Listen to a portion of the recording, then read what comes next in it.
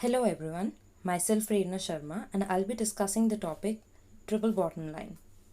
As the concept of sustainability got prevalent over time, it became important for businesses also to incorporate it in their operations.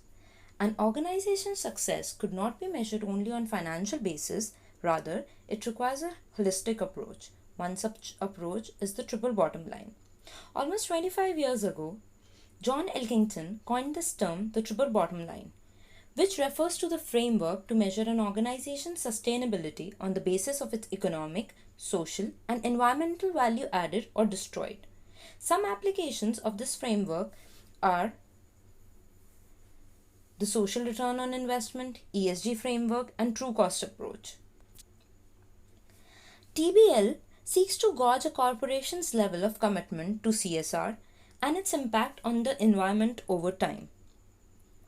In other words, it is a theory that recommends that company commit to focus on social and environmental concerns just as they do on profits. Now moving on to the elements of the triple bottom line.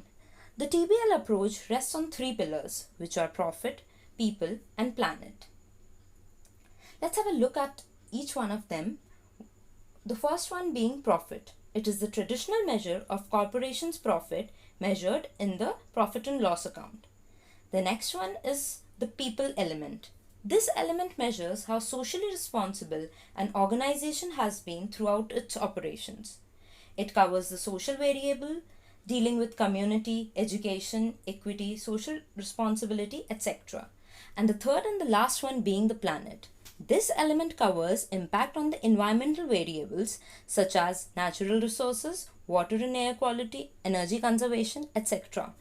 In other words, it measures how environmentally responsible a firm has been. By focusing on these three interrelated elements, TBL reporting can be an important tool to support firm sustainability. Now moving on to the challenges in this approach. The key challenge being difficulty in measuring the social and environmental bottom line. Profit being quantitative in nature is easy to measure. However, the other two bottom lines are somewhat qualitative and subjective, hence really difficult for firms to measure. The other challenge is to mix the three diverse elements and balance the adequate resource allocation to all three of them. Maximizing financial returns while also doing the greatest good for society becomes a struggle for the company sometimes. Despite these challenges, triple bottom line is the way forward for an enterprise to be sustainable and successful in the long run.